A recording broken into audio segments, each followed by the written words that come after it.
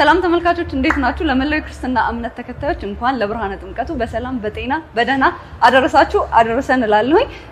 የጥምቀት በዓል በጣም በናፍቆት በጉጉት የሚጠበቅ በዓል ነው። በአደባባይ ከሚከበሩ በኦርቶዶክስ ቤተ እምነት ውስጥ ከሚከናወኑ ስርዓቶች መካከል አንዱ ነውና በዚህ ቀን ደግሞ ብዙዎች ተነፋፍቀው የሚገናኙበት ከቅርብ ዓመታት ወዲህ ደግሞ ጓደኛ ማቾች የሚተጫጩበት የትዳር መሰረት የሚጣልበትን ቦታ እየሆነ መጥቷልና በአጠቃላይ ጥምቀት ድምቀት ነው። እንደ ስሙ ያማረ የተዋበ እንዲሆንላችሁ እመኛለሁ። ሳምንቱ እንዴት አለፈ ተጀምሯል። በዚህ ሳምንት ከተከናወኑ ጉዳዮች መካከል የተመረጡትን ነግራችኋለሁ። የጥምቀት ድባቡ ሳይጠፋብን አብረን ነው።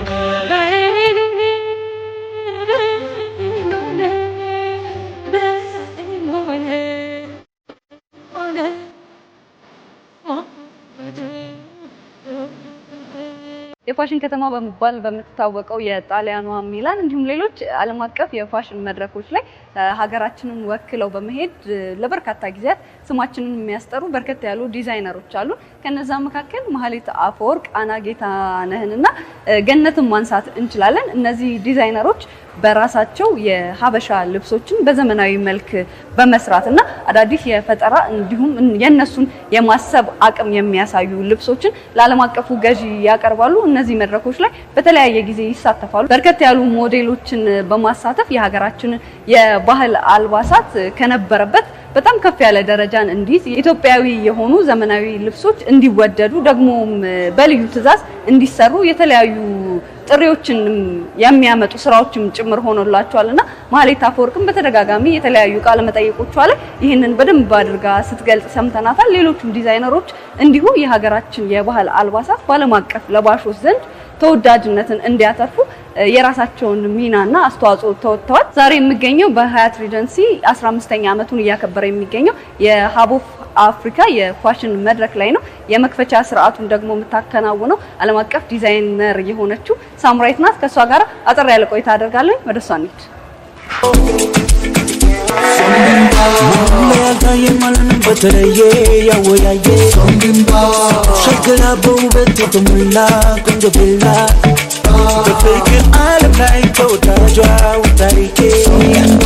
ሀቦፍ አፍሪካ የፋሽን ሳምንት ላይ ነው ዛሬ የሚገኘው። እዚህ ደግሞ ለዘንድሮ ለ15ኛ ጊዜ የፋሽን ትርኢት እየተካሄደ ነው የሚገኘውና ባለፉት 15 ዓመታት በርከት ያሉ የፋሽን ትርኢቶች በሀቦፍ አፍሪካ አማካኝነት ቀርበዋል። የመክፈቻውን ደግሞ በዋነኝነት ዓለም አቀፍ ዲዛይነር የሆነችው ሳምራዊት ስራዎቿን ታቀርባለች። ከዚህ ቀደም የተለያዩ በቦርሳ ስራዎቿና ዲዛይኖቿ ከሀገር ውጭ በርከት ያሉ ቦታዎች ላይ ስራዎቿን አቅርባለች። ዛሬ ተገናኝተናል። እንኳን አደረሰሽ። እንኳን አብሮ አደረሰን። የጥምቀት ዋዜማ ላይ ቴንክ ዩ። እንኳን አብሮ አደረሰን።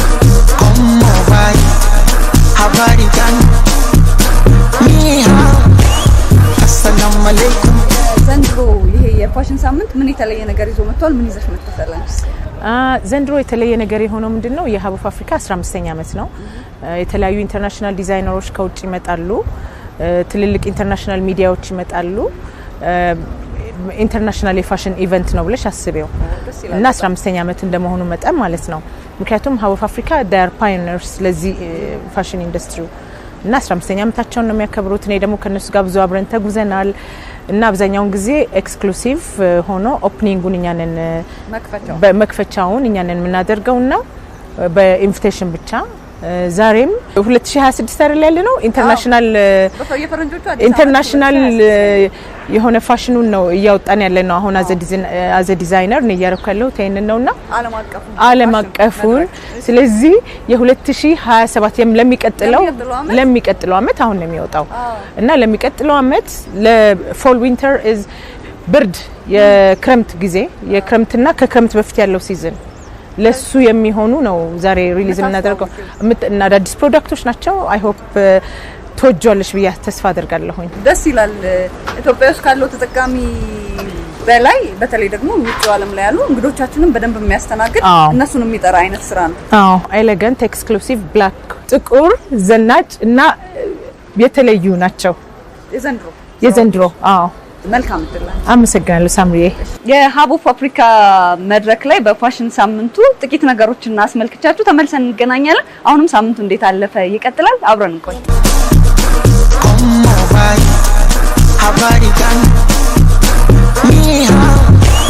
አሰላሙ አለይኩም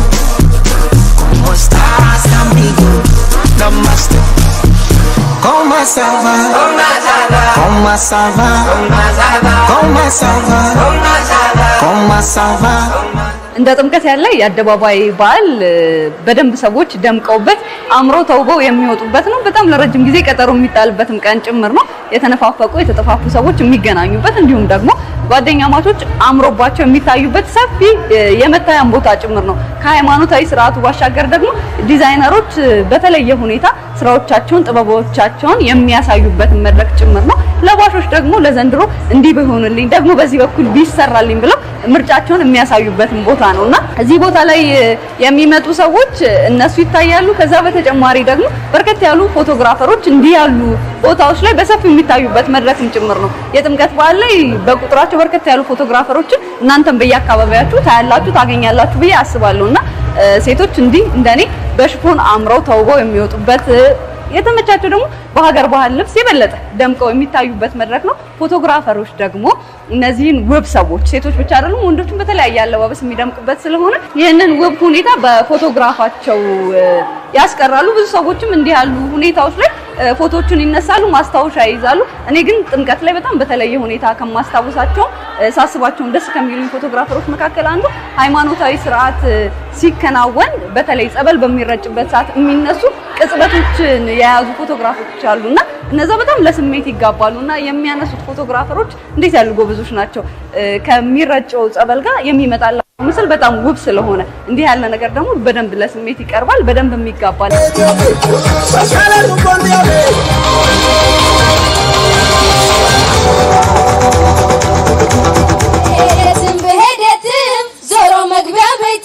ከአይኔ ብሌን በላይ ውድነሽ ኢትዮጵያ ለኔ። በአዲስ አበባ ከተማ አስተዳደርና ኪነ ጥበብ ቢሮ በመተባበር የተዘጋጀው ኪነ ጥበብ የወል እውነት ማሳያ በሚል መሪ ቃል ጥር 8 2018 ዓ.ም ማለትም ዕለተ አርብ በ4 ኪሎ ፕላዛ አብርሆት የጥበብ ማዕድ አካሂዷል።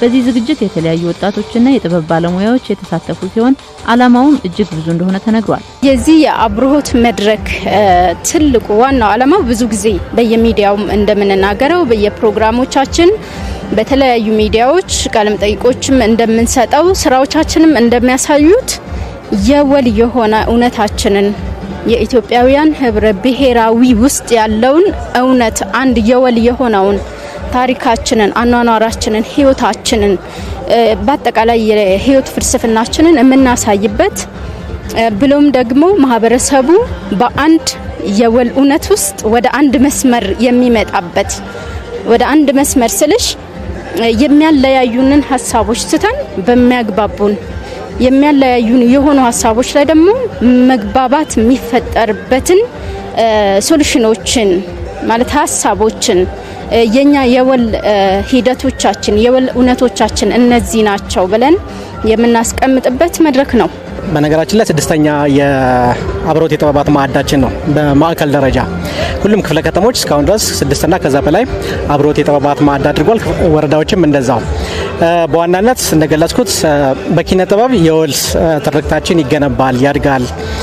ማህበረሰቡ እየተዝናና ታሪኩን፣ እውነቱን፣ ባህሉን የሚያውቅበት መንገድ ነው። ስለዚህ ይህን መሰረት አድርገን ያዘጋጀነው ነው። መልእክቱ አብሮነትን የጋራ የሆነ ሀብታችንን የሚያሳይ መርሃ ግብር ነው ማለት ነው። የኪነ ጥበብ ማዕድ ብለን ነው መሪ ቃል እንትኑ ያዘጋጀነውና የኪነ ጥበብ ማዕድ ደግሞ እንግዲህ ከዚህ በፊትም ከወረዳ ክፍለ ከተማ እና ከማዕከልም ጭምር ነው የተዘጋጀ የመጣበት ሁኔታ ነው ያለውና ዛሬ ደግሞ ከተማ አስተዳደሩ በኩል በባህልና ኪነ ጥበብ ቢሮ በኩል ነው የተዘጋጀውና አጠቃላይ ወጣቶች ተሳታፊ እንዲሆኑና እዚያ ተሳታፊ እንዲሆኑ ነው ዋናው ዓላማ።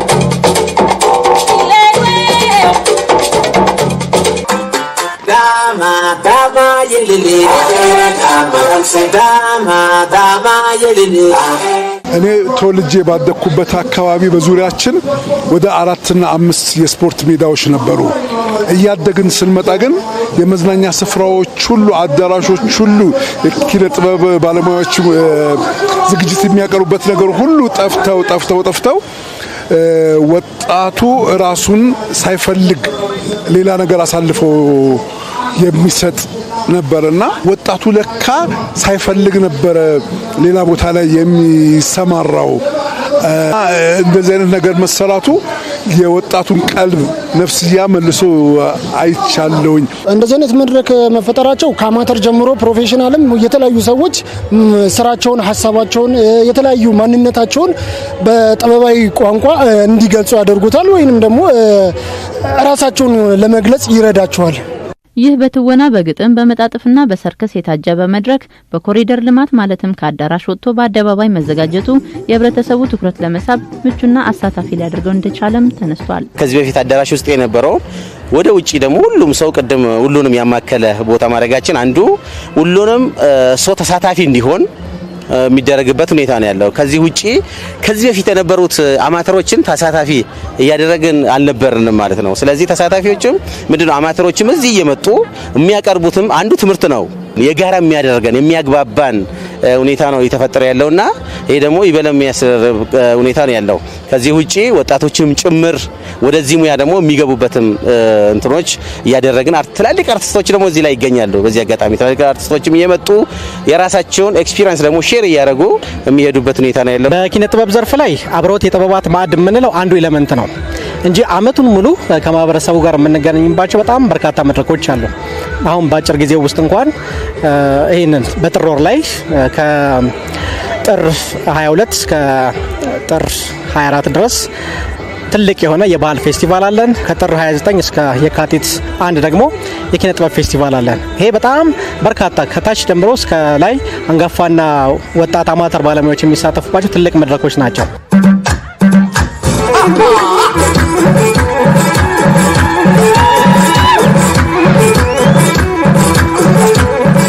በዚህ ሳምንት የሀገራችን ድምጻውያን በናይጄሪያ ሎጎስ ከተማ ላይ በተካሄደው የሁሉም የአፍሪካ ድምጻውያን የሽልማት መድረክ ላይ ሶስቱ አሸንፈውልን መጥተዋል። ይህ በጣም ደስ የሚል ዜና ነው። ድምጻዊት ቬሮኒካ አዳነ በምርጥ አፍሪካዊ ባህላዊ ሙዚቃ ዘርፍ አሸናፊ መሆን ችላለች።